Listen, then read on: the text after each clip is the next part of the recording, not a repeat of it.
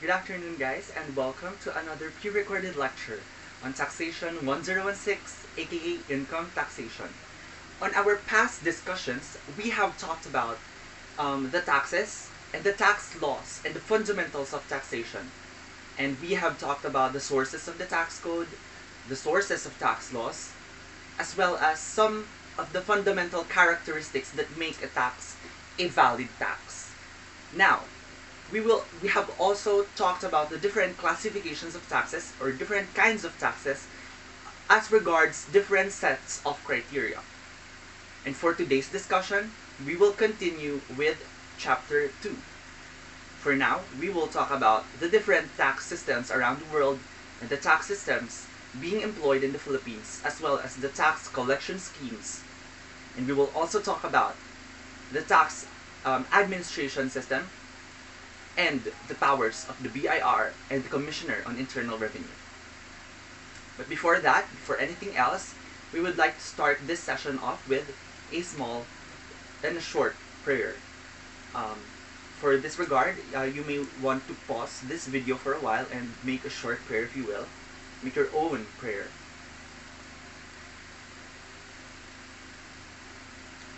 And now that we are ready, let's begin.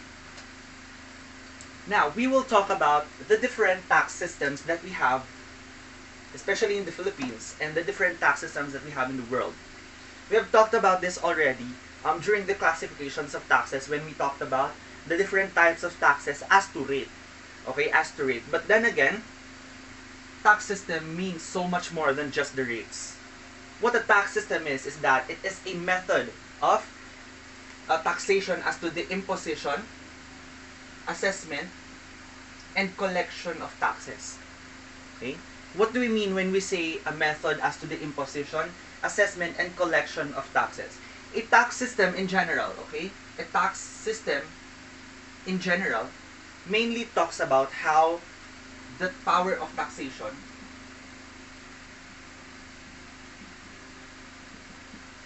is being exercised.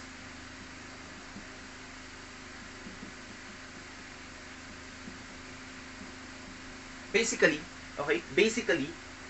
the power of taxation is being exercised through the entire taxation system that we have, through the entire tax system that we have.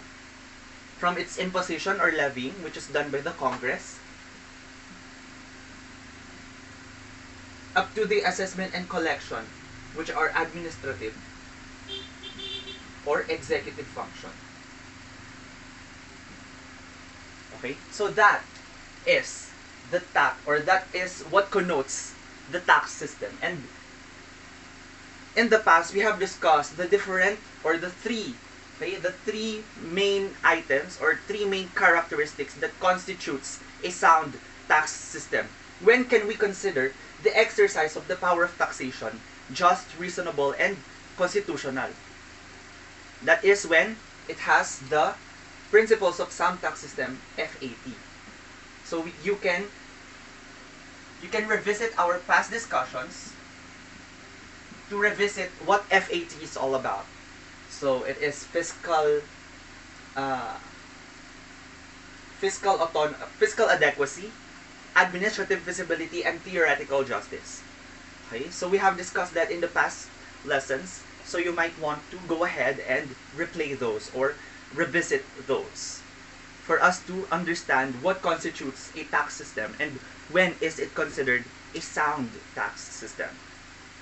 Now, the tax system actually covers a lot of things and it's comprehensive. It can cover the laws, okay, the means of enforcing taxes, as well as the agencies and agents that are concerned with collecting the taxes.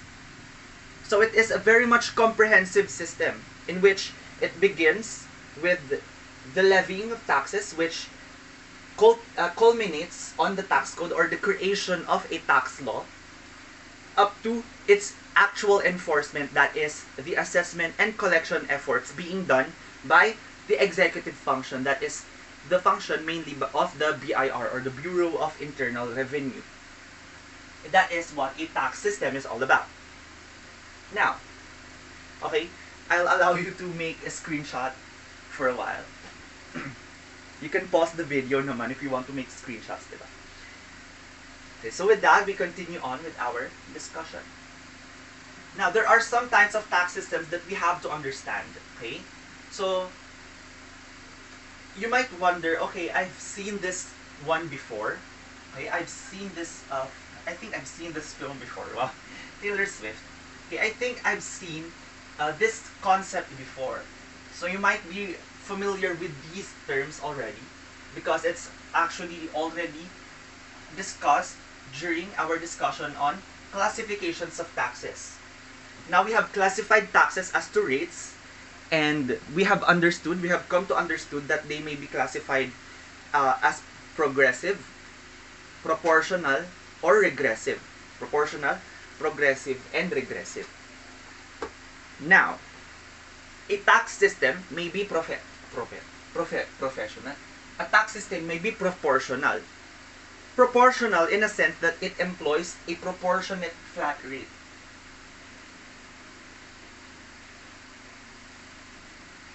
Okay.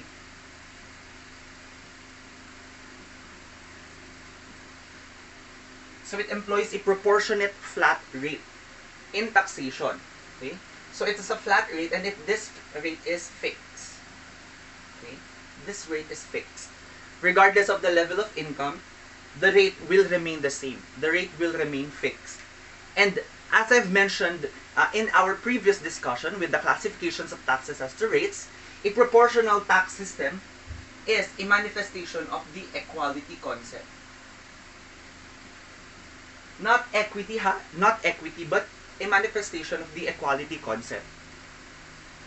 We can see a proportional tax base, or we can see a proportional tax regime, okay, a proportional tax system on the following items. These are the most common taxation scheme which makes use of the proportional system. Business taxation, VAT and OPT. And corporate taxation. Okay?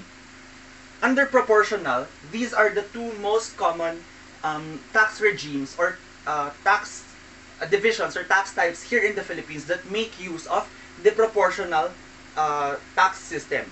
Okay? The proportional tax system.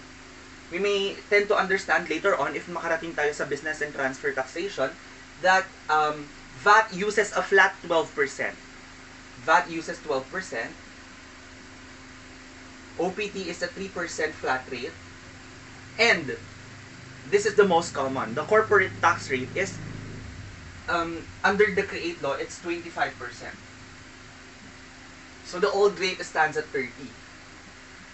So this is the old, and this is the new. Okay? Now, see what I mean when we say it's proportional. Regardless, okay, regardless of what the rate, okay, or regardless of what the level of income is for a corporation, that is except if we are employing an MCIT system in which there would have been a net loss, or the MCIT is higher than the RCIT, etc. Okay, the general rule is that under a corporate tax system, no matter what the level of your income may be, okay, you will still have the 25% flat proportional rate for income taxation if you are a corporation. And we have discussed the reason why we are using a proportional tax system for corporations. We have discussed the rationale behind that during our previous discussion. Okay? Another type of a system that is being employed here in Philippine taxation is the progressive taxation rate. Okay? This is a manifestation of the equity principle. Okay?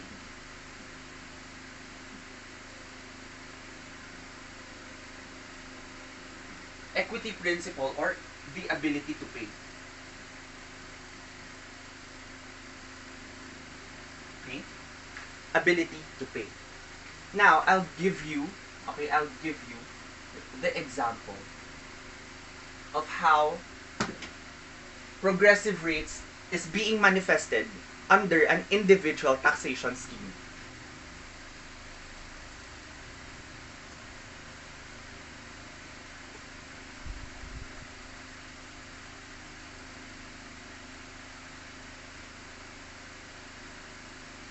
Okay, so allow me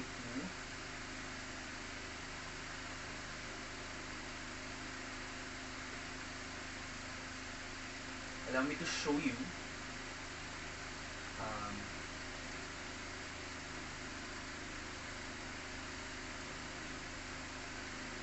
there. So this actually is our own income tax table right now for individual taxation. Okay, so this is what we mean. Okay, this is what we mean when we are talking about the equity principle or the ability to pay. Okay, so disregard nyo muna yung mga sinulat ko right here. Okay, disregard nyo muna yung mga sinulat ko right here. Now, when you look at this, okay, when you look at this, different tax rates are employed for different levels of income. This is what we call the graduated system, or also known as the bracketing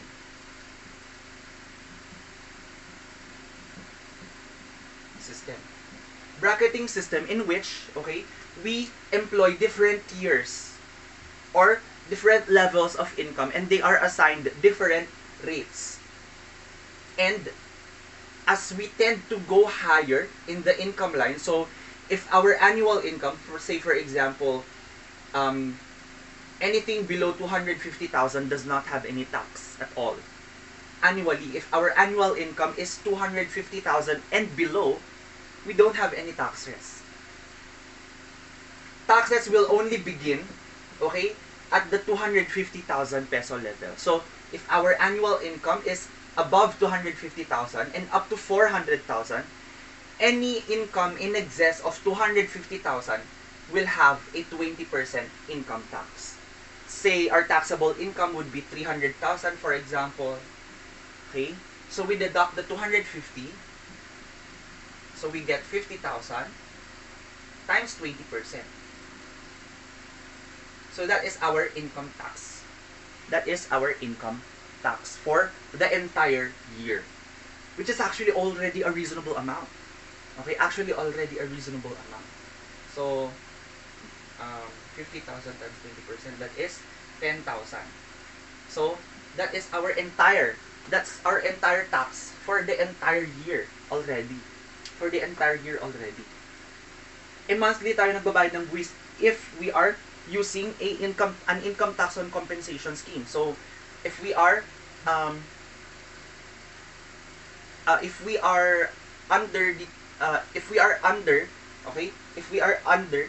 the compensation or income taxes or withholding tax on compensation scheme, usually monthly natin yan binabayaran. So itong 10,000 na to, okay, yung 10,000 na yan, it's further divided into 12. Okay, so it's further divided to 12. So that's less than 1,000 per month. Diba? So that's already a tax that is reasonable enough. Okay, it's already a reasonable tax. So look at it when we say it's under the ability to pay principle. Under the ability to pay principle. As we go higher, so if we breach, for example, 400,000 to 800,000, 800,000 to 2 million, and then 2 million to 8 million, and then 8 million above, there are different brackets and different rules in the computation of taxes. So pataas po ng pataas yung rate. From 20%, we get 25 to 30, 32, 35. So basically, that's a manifestation of the progressive or graduated tax system in which it employs the ability to pay principle.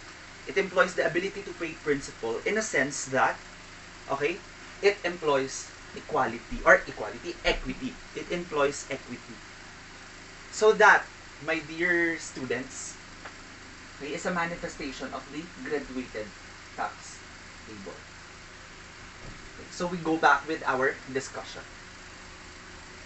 Now, the third type of tax system that we may know of is the regressive tax system. Regressive is not actually employed in the Philippines.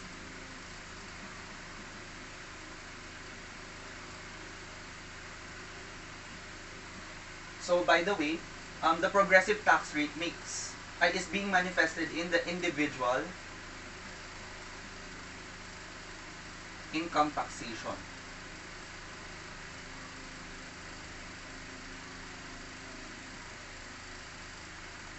Okay. There. So you have to understand that the progressive tax type or the progressive tax system makes use of the equity principle and the ability to pay principle. So it's manifested under individual income taxation and basically sa graduated rates natin, which is yung pinakita ko sa inyong tax table kanina. That is what we call the graduated tax table that is being employed under individual income taxation. Under individual income taxes. Okay. So, what's next? Lastly, we have the regressive. Regressive is actually the reverse of progressive, in which, okay, it's not entirely based on the ability to pay. In a sense that once ability to pay, okay, is inversely related to the tax that he or she will pay. So if you have less ability to pay, you have more tax to pay. While if you have more ability to pay, the lesser the taxes you will have to pay. Okay, so we have underscored, or we have known the reason as to why it is employed, especially in developed countries like Switzerland, Denmark, etc. Okay, especially in those developed countries. But here in the Philippines, it's definitely not employed.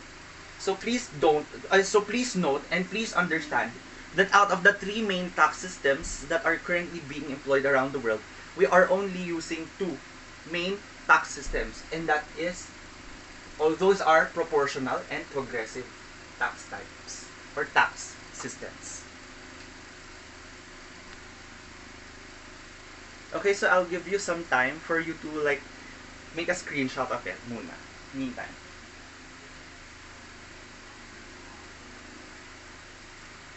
Okay, so for that, we will go to our next discussion.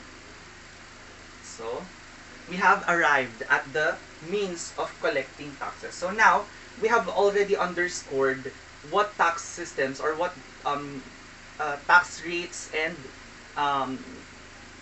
taxing schemes are we currently employing here in the Philippines right now. But now, let's solve another issue in terms of a tax system. How do we collect taxes? Or how does the BIR collect the taxes? Okay? How does the BIR collect the taxes? So, with this one, we will tend to answer all of those or that particular question.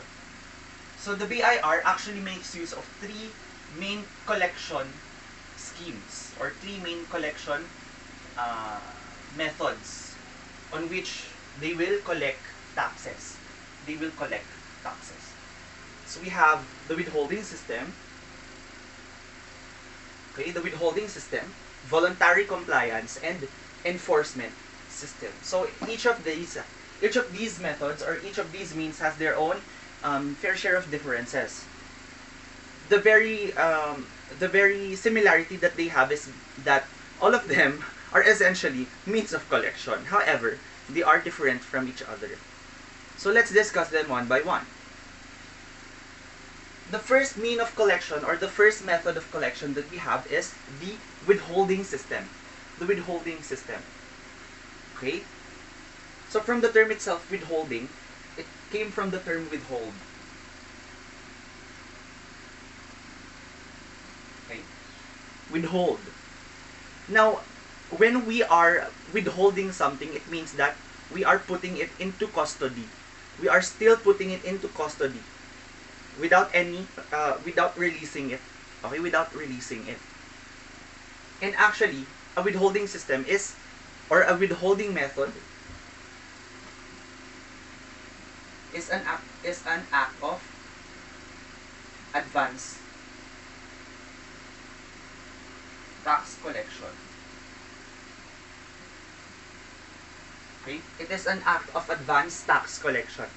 Kaya siya tinawag na withholding system because you are withholding a portion of an income payment as an act of advance tax collection. It essentially means that when we are withholding something, okay, we are not giving the income payee, okay, so when we pay a particular expense to someone, for example, we will withhold a portion of that, and that is a manifestation of withholding tax.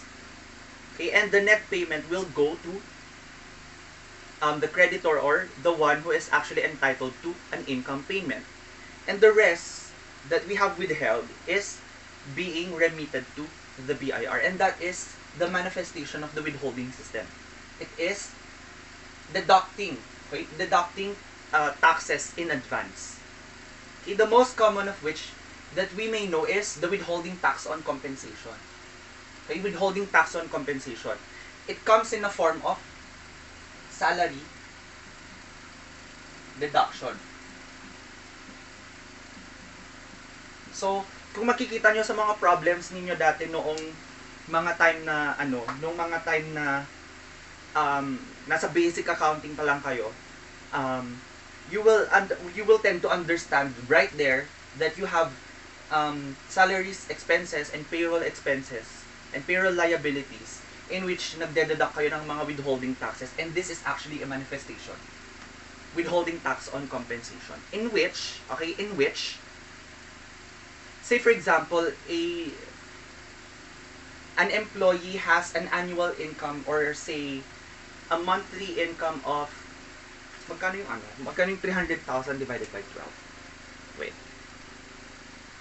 Okay, so let's say the monthly compensation of a worker is 25,000. So 25,000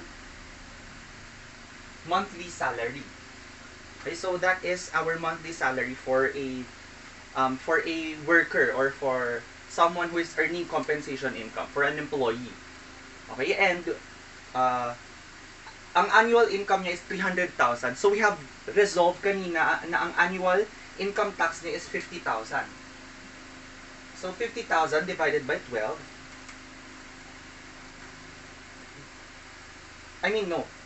Should say 10,000 pala. 10,000 ang kanyang annual income tax. So divided by 12, we get 833.33. Okay, so that is the monthly, okay, that is the monthly income tax. Okay, that is the monthly income tax equivalent for a 25,000 monthly salary. Okay? So basically speaking, kada buwan kumikita ho siya ng 25,000 sa kanyang sahod. However, sa 25,000 na yan, may kalakip na 833.33 pesos na tax na kailangan niyang bayaran kay BIR. Naturally speaking, since we are the income receivers, okay, so you see employee ang nakatanggap ng 25,000 na income, siya din dapat ang magbayad ng taxes. However, the government has devised a withholding tax on compensation system. A system on withholding taxes on the compensation that is being earned by an employee, by a particular employee. Which means that the employer, not the employee, is liable to pay the taxes. Okay, siya ho yung may responsibilidad na magbabayad ng tax. However, hindi si employer ang maglalabas ng tax in behalf of the employee. Saan din kukunin yung ibabayad na tax? Galing lang din mismo kay employee. So yung income na ma-earn sana ni employee na 25,000, babawasan ho yun ng 833.33. So 25,000 minus 833.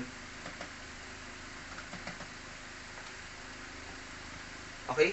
Ang makukuha na lang po na net salary ni employee would be, okay, 24,000 should say, 24,166.67.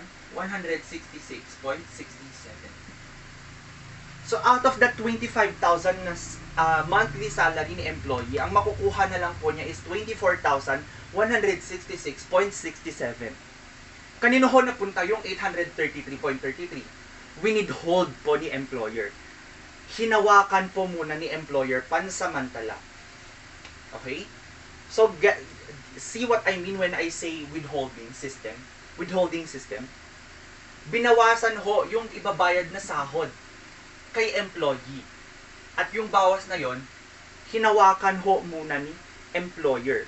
At si employer ang magbabayad kay BIR ng buwis ni employee in behalf of the employee. And that is the manifestation of a withholding system. From the term itself, withhold.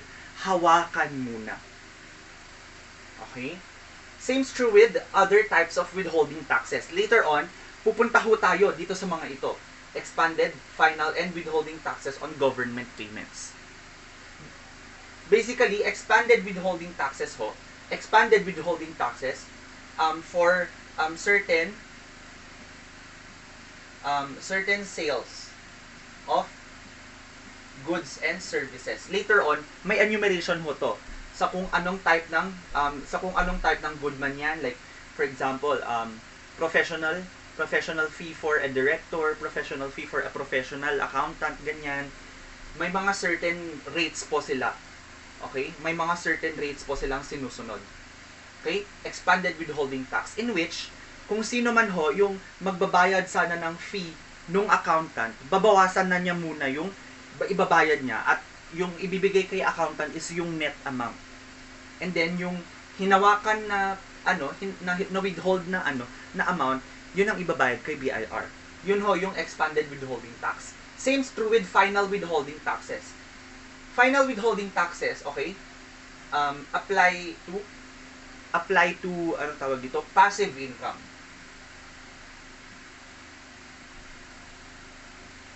When we say passive income, ito ho yung mga interest, dividends, okay? Interest, dividends, royalties, etc. Prizes and winnings, okay? Prizes and winnings. Lahat ho yun under passive income. Passive income. Kapag ho kasi sinabi nating passive income, okay? May nakukuha kang kita nang hindi gumagalaw or wala kang effort at all. So, or like minimal effort lang. Minimal effort or monetary effort, basta walang physical exertion of force. Unlike kapag compensation kasi, this is what we call an active income, in which gumagalaw ka talaga, literally, para lang makatanggap ng kita. However, kapag passive income kasi, example nito would be dividends or interest. Like, maglatag ka lang ng savings sa bangko, it will earn interest. Parang ganun. Yun yung concept ng passive income. Okay, yun yung concept ng passive income. Kaya kung mapapansin nyo, if may bank account kayo, tapos every month, nagke-credit si bank ng interest doon sa bank account ninyo, meron niyang kasunod na item. Okay? So, una yung interest, and then next yung parang W tax. Okay? W tax final. Ganun siya. May mga ganun. Kung makikita nyo yung bank statement nyo, every month, meron kayong makikitang ganun. W tax final. Okay? W tax final. Yung tax ho na yon is a tax on your interest income, because it is a passive income that is subjected to final withholding tax. Dineduct na siya doon sa bank account mo. Okay? So, deduction siya sa interest na binayad sa'yo because i-withhold yon. Hindi ikaw ang magbabayad ng tax. Hindi ikaw na earner ng interest income, or hindi ikaw na magbabayad ng, or hindi ikaw na owner ng bank account na yon, kundi si bangko na home mismo ang nagdeduct doon sa interest mo sa bangko, and si bank na rin ang magbabayad kay BIR, as well as withholding taxes on government payments. Now, the very reason why we employ a withholding system, okay, there are two main reasons why we employ the withholding system. There are two main reasons why we employ the withholding system. Number one, convenience. Okay? Yan ho, yung isang primary reason as to why we are employing a withholding system. We want the taxation scheme, or we want the means to tax to be convenient for the taxpayers. We want it to be convenient for the taxpayers.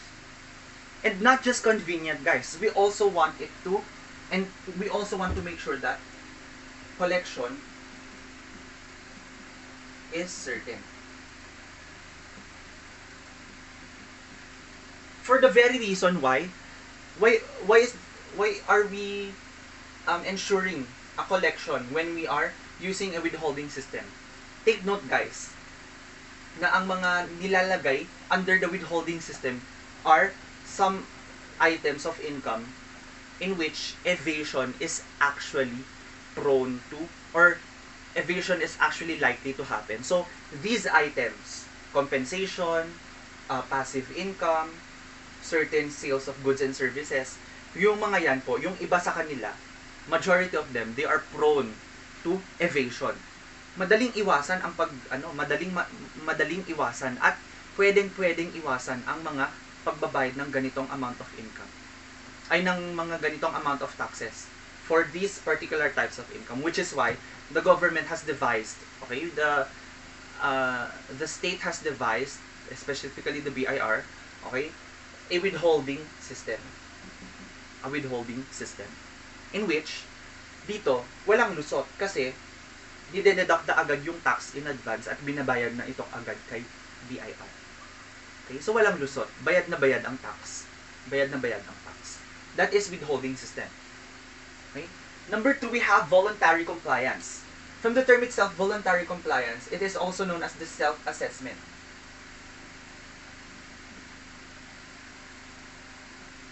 Self-assess. From the term itself, self-assess, meaning, tayo mismo ang magfa-file, tayo mismo ang mag-a-assess kung ilan ang babayaran nating taxes. Okay, so nasa atin, nakasalalay ang mismong ang pagbabayad at pagfa-file ng taxes natin. Okay, prime examples of these would be if you are a business owner, okay, not a purely compensation income. So, kapag business owner ka, tapos under individual taxation scheme, yung business income mo, ide-declare mo, and then, ikaw ang magfa-file, ikaw ang magbabayad, di ba? Another type would be kapag donor ka and you are subject to donor's tax. Or if there has been transfer as a result of death, estate tax. Lahat ho ng yun, okay? Under the voluntary compliance or self-assessment system. And lastly, enforcement system. Okay, enforcement system. This is the BIR assessment. Okay, BIR assessment. Okay, BIR assessment. From the term itself, enforcement. Si BIR na ho mismo ang gumagalaw. Now, this is, okay, this is actually true for deficiency taxes or those that are trying to evade or those who have failed to file their taxes on time or failed to file and pay their taxes in a correct manner or incorrect amounts. Okay? So, enforcement system po, ibig sabihin, BIR enforces its right to pay or to collect taxes. Okay? So, ito ho yung manifestation ng plenary. Okay? Plenary scope. Okay? The plenary scope of taxation in which BIR can exhaust any means necessary to enforce payment. Kaya siya tinawag na enforcement system. Si BIR ho mismo ang mag-a-assess sa'yo kung may deficiency tax ka man, okay? Or if you evaded, and the BIR can exhaust any means necessary to do so. BIR assessment is very much common on large entities. Lalo na kapag yung mga entities na yon, they are so big that they sometimes forgot to take hold of other types of taxes or sa sobrang laki nila, hindi nila nakakayang i-file ng maayos yung taxes nila because it's pretty much complex. Okay, their operations are pretty much complex and BIR actually enforces and exercises its powers, okay, to assess specifically a corporation, assess them, okay, assess the corporations for any deficiency taxes. Deficiency taxes, kapag sinabi nating deficiency, taxes that are unpaid and taxes that are or that the corporation or the client or the entity or the subject matter is still liable of, or the taxpayer is still liable of. Yun ho yung ibig sabihin ng deficiency taxes. Okay? So yun ho yung enforcement system. These are the means of collection for taxes that are being imposed by the state. It can either be a withholding system in which we collect taxes in advance by way of deduction and withholding. Number two is voluntary compliance, also known as the self-assessment method, in which case the taxpayer themselves will file and will pay the taxes. And lastly, we have the enforcement system, which is being employed by the BIR, specifically for deficiency taxes and for those who are planning evasion techniques. In that, it is an exercise of the plenary scope of taxation. Okay? So yun ho, yung means and manners of collection of taxes. Pause right here if you have any questions. So if you have any questions, again, since this is a pre-recorded discussion, you can pause it and go to the GC or go to me personally for for you to ask your question, and let's answer it together.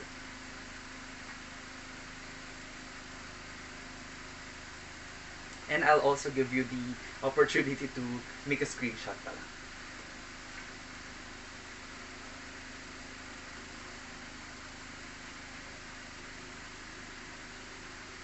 Okay, so with that, we continue on with our discussion.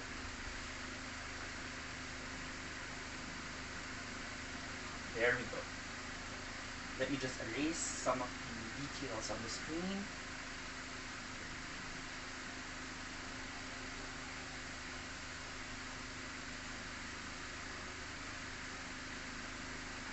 We have arrived finally at tax administration. Okay? Who administers tax? And how is it actually administered? Okay? So tax administration. The administrative task is lodged, okay, at the executive department. So after levy or imposition, we have the administration stage. Administration is actually, okay, the execution stage of taxation, in which everything, okay, from enforcement of filing, requiring the public to pay their taxes, enforcement of payment, okay, and every processes that is involved in assessment and collection of taxes, okay, it is covered by tax administration. And who administers taxes? Okay, typically the BIR, okay, BIR. So with that, we go to our slides. Okay, tax administration is defined as how the tax system is actually managed. So how is the tax system actually managed? So who manages the entire tax system? Not the entire tax system, the tax system in which it starts with the actual enforcement or the actual execution and administration of taxes. Okay? So who manages those? Who manages our entire tax system? Okay? So who enforces payment? Who makes decisions? Who interprets the tax laws? Okay? So who devises the rules and regulations? Who gives the procedures? Okay? So who gives, okay, the means and the manners of payment? Lahat ho yun, pag-uusapan natin kay tax admin. And primarily, who is our tax administration? Who is our tax administrator? Our tax administration is primarily the BIR, or the Bureau of Internal Revenue. Bureau of Internal Revenue is actually under the Department of Finance. So, DOF, under DOF is BIR, okay?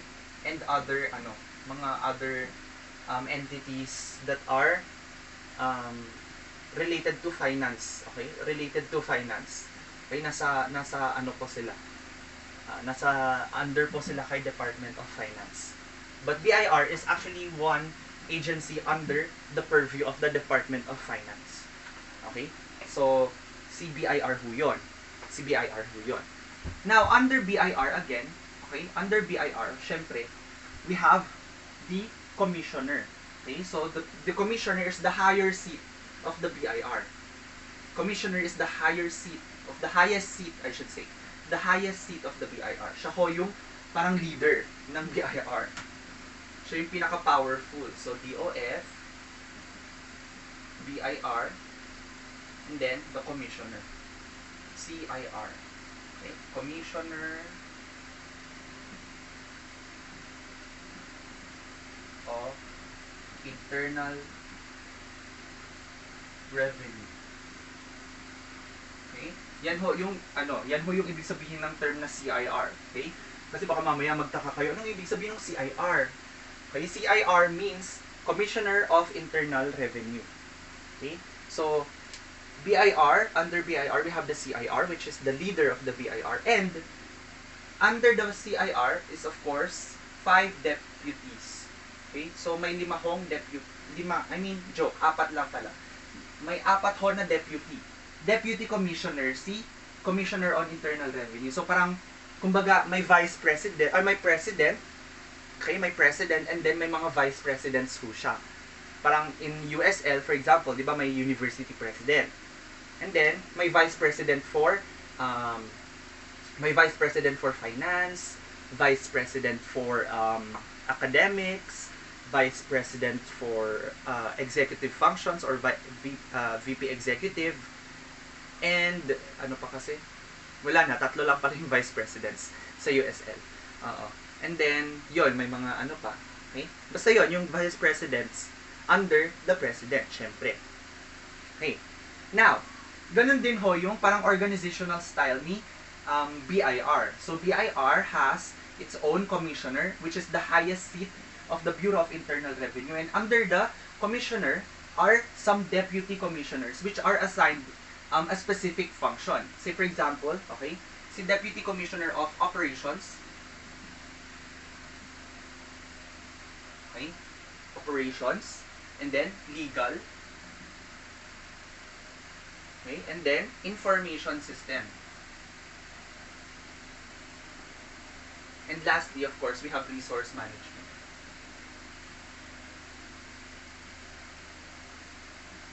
Okay, so lahat ho nang yan, okay? Lahat ho nang yan under kay Commissioner on Internal Revenue. Now, this is the primary organizational chart of the top management of the Bureau of Internal Revenue. Okay, and sila ang actually parang puso na nagpapatakbo sa buong tax administration dito sa Pilipinas. Okay? So, that is our tax administration organizational chart. So, you may take ahead, go ahead and take the screenshot. Ayan. Okay,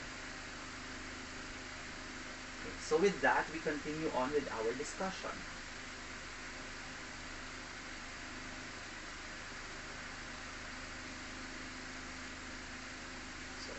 Allow me to continue. Ay! Mali. Yan, okay. So, dito pala dapat ako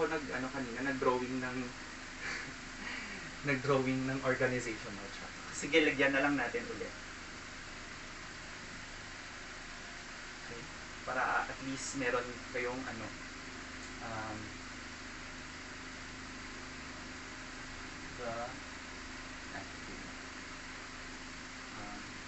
Department of Finance,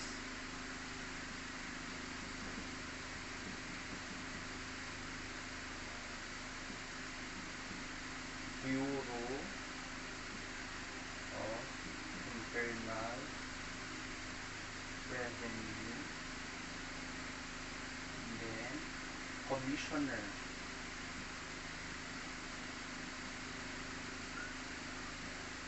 of Internal Revenue.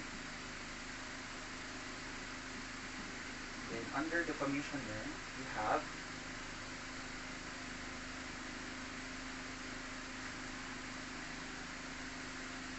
the so-called Deputy Commissioners. Okay. So, Deputy Commissioner on Operation,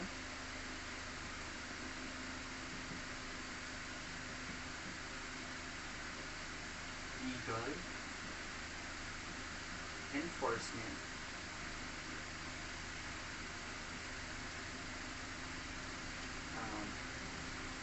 information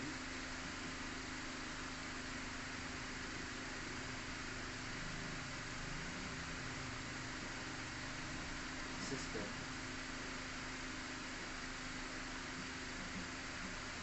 resource management.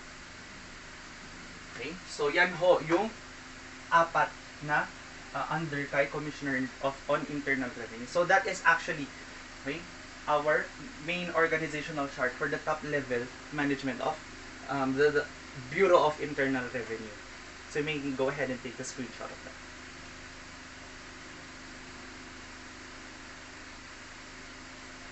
Okay. So, with that, we continue with our discussion. So we will talk about the different powers of the Bureau of Internal Revenue. So magkaiba ho ito sa powers ni Commissioner on Internal Revenue, ha? These are just some of the main powers that the BIR contains, okay, or exerts. Okay? So ito yung mga powers ni BIR. Ano ho yung mga powers ni BIR? Number one, okay? Number one, mainly, the BIR is assigned the power, okay? They are assigned the power to assess and collect taxes. Yan ho ang main and primary function and power ng BIR. They are there, they are put into place to assess every taxpayer of their liability to taxes and to collect the appropriate and the correct taxes as prescribed by the law. Okay? So, anong pwede pang gawin ni BIR? Anong pwedeng gawin ni BIR if hindi niya ma-enforce ang collection sa isang tao? They can enforce forfeitures, penalties, fines, and judgments in all cases decided in its favor by the courts. So, say for example, okay, nag-progress si BIR sa isang tax case and they won. Okay, because they know that they are that their assessment is reasonable within the bounds of the tax code.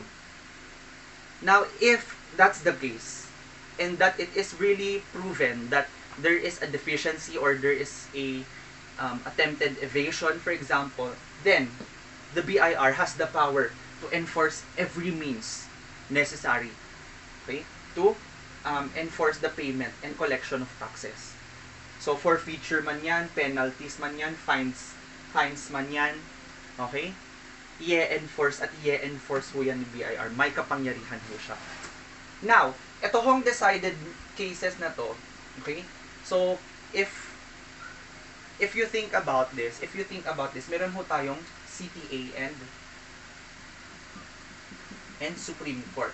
Okay? Meron ho tayong CTA and Supreme Court. Later on, if papasok na ho tayo sa tax remedies, we will talk about what the function of the CTA is or what the function of the Supreme Court is. But for now, you have to understand that the BIR has the power to assess taxes. So, if for instance, si corporation or si individual taxpayer, for example, nasabihan ni BIR na, hey, Mr. Taxpayer, you have a deficiency tax of this, and you are, because you are filing late and you have not paid for the taxes. Okay, you have not paid for the taxes, or you have filed your taxes on a late notice, etc. May mga deficiency taxes ka. Plus, you will have fines, surcharge, and interest. And then, sabi ni individual taxpayer, that's so preposterous. Okay? That's very unreasonable. So, pumunta ngayon si taxpayer kay Court of Tax Appeals. Okay, Court of Tax Appeals, sila ho yung nagre-resolve ng mga appeals for any final notice or any final, anong tawag dito? Any final verdicts that the BIR may give the taxpayer. Okay, so kapag sinabi ni BIR na, okay, this assessment shall be final and executory, and non-fulfillment of this may lead you to any other penalties and such, okay, penalties or other civil or criminal liability, etc. Okay, pero may ano pa kasi may option pa si taxpayer to go to the CTA or the Court of Tax Appeals. Si Court of Tax Appeals ho, sa kanya po lumalapit ang mga ang mga taxpayer if the taxpayer believes that the BIR is being unreasonable in terms of their assessments. However, some of the CTA cases have been rewarded in favor of the BIR.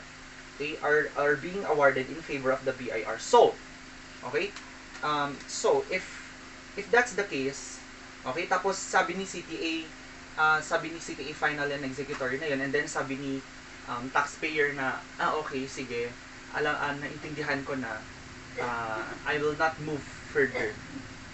Okay.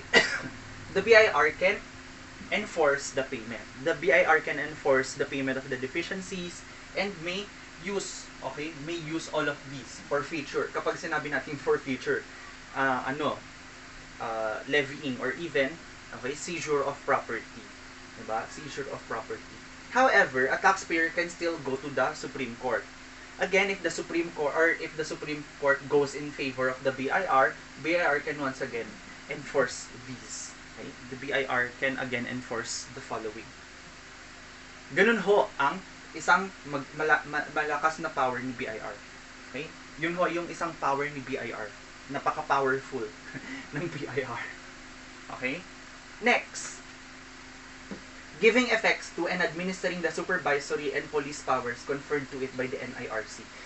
Kapag ho sinabi natin police power, ayun, it enforces the sound administration of taxes. Sound administration of taxes. From its assessment, from its collection, any procedures that are necessary for it to be done smoothly and for the benefit of the common good. Okay? And for regulatory purposes. Pwedeng gawin ni BIR yun. Pwedeng gawin ni BIR yun. And lastly, of course, assignment of internal revenue officers and other employees to other duties. So, marami pa hong mga duties and responsibilities na pwedeng ipagawa sa mga internal revenue officers. Okay, so hindi lang po assessment, hindi lang rin ho collection. Okay, minsan nabibigyan rin ho sila ng kapangyarihan to like interpret in behalf of a deputy commissioner, for example, or even other internal revenue officers to interpret a particular tax code for the entire benefit of the BIR. Ganon, for example, di ba? Marami pong mga duties na pwedeng i-assign sa isang internal revenue officer. The internal revenue officer. So those are the powers of the BIR. Actually, yung nasa handout nyo, hindi siya 4 lang. Ito, yung nasa handout nyo. However, hindi ko na sinali yung 3 kasi these are just some miscellaneous powers, and actually ito yung parang manifestation ng mga powers na 1 to 3. Okay, so kung babasahin niyo siya, it's really just the same nature as 1, 2, and 3. Okay, so parang specifics lang siya nitong 1, 2, and 3. So those are understandable naman na, which is why I made it a point na hindi na siya i-discuss because these are just some of the miscellaneous powers that the BIR may have. Ang pinaka-importante ko talaga yung 3. 1, 2, 3. Okay, 1, 2, 3. Yung unang 3. The first 3. Specifically, of course, number 1. Yan ho yung pinaka-power at pinaka-function ho ni BIR. Okay? And lastly, we have the powers of the Commissioner on Internal Revenue. Okay? So magkaiba ho, syempre, ang power ni BIR saka si Commissioner on Internal Revenue. Okay. The CIR or the Commissioner, okay, being the highest seat, okay, the highest seat of the Bureau of Internal Revenue. Okay? Napaka-comprehensive po ng power ni Commissioner on Internal Revenue. Ano ho yung una niya? Ano ho yung una niyang power? Number 1 is to interpret the provisions of the NIRC.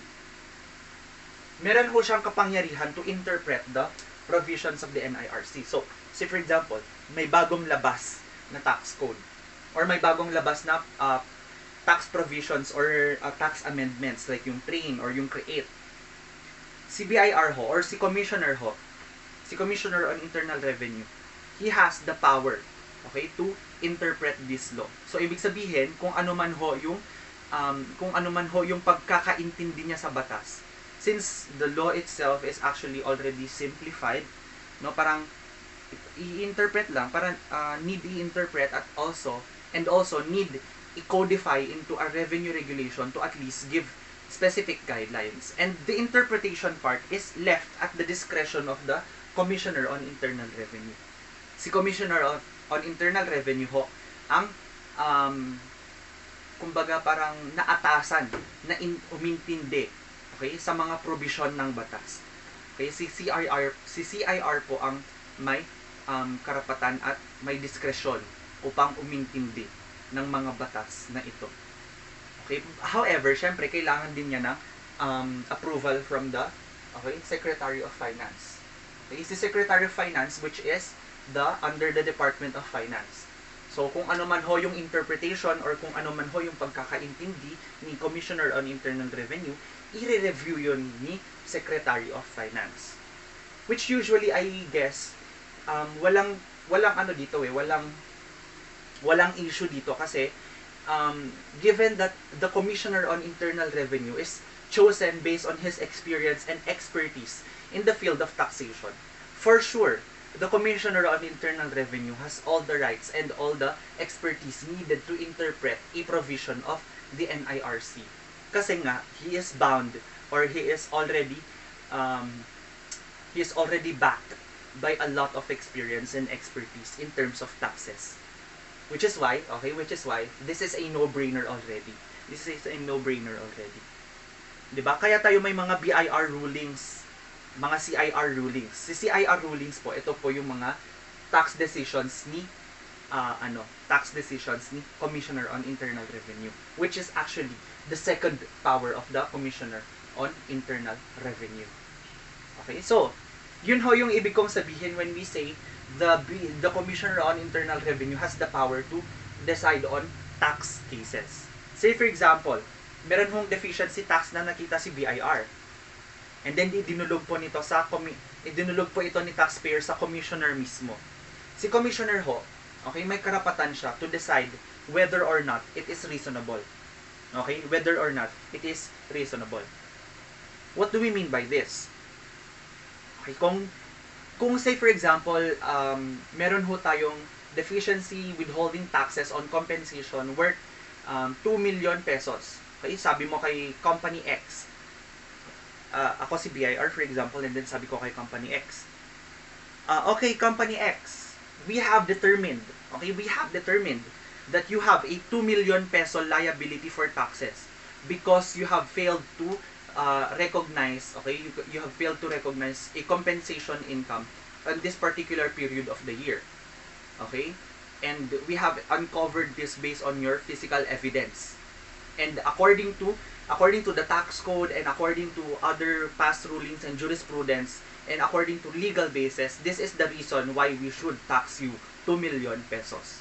And of course, according to the tax code, again, since this is a deficiency tax and it has already lapsed for how many days, how many months, okay, it will already be subject to penalties, surcharge, and interest.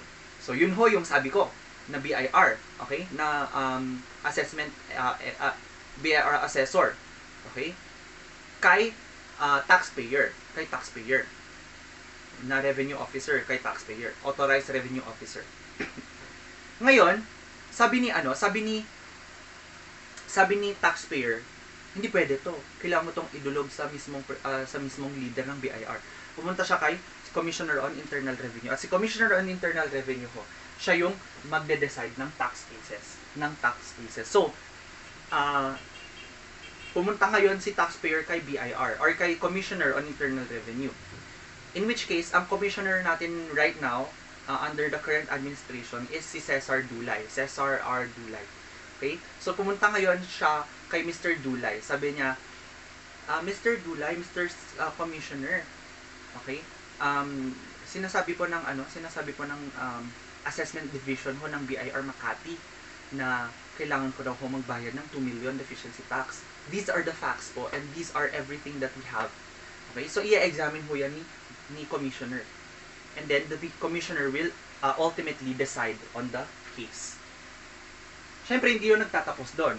Kapag, say for example, nag-decide si BIR in favor, nag-decide si Commissioner of Internal Revenue in favor of the BIR, and not, okay, and not on the taxpayer. Si taxpayer ho, may discretion ho siya to go to the Court of Tax Appeals. Okay, so yun ho yung process.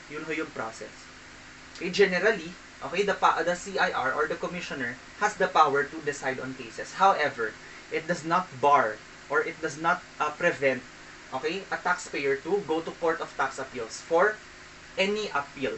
Okay, for any appeal that the taxpayer may want to do. And lastly, of course, to obtain information and summon, okay, and take testimony on persons to effect tax collection. Okay, tax collection.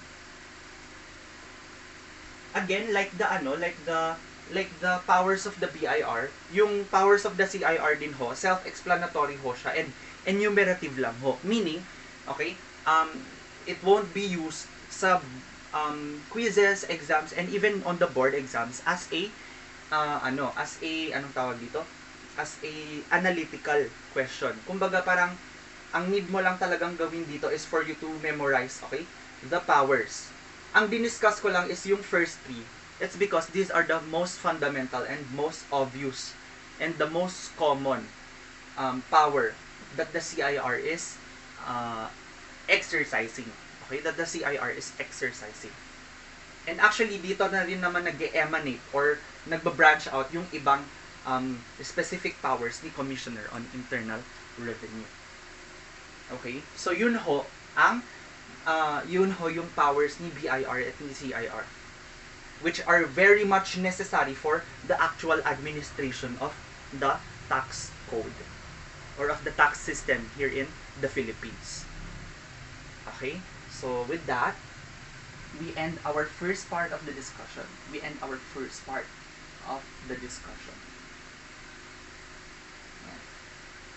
So, we have ended the first part of this video. So, the next part of this discussion will be under another video, okay? Under another video, which is actually the last part of chapter 3 already. And next week, or chapter 2, I should say. And next week, we will finally, okay, enter the layer of the actual hell in taxation, and that is income taxation. So, dun na ho magsisimulang mahihirapan ang ating buhay. Okay, so anyway, with that, you may end this video right now and go to the next one.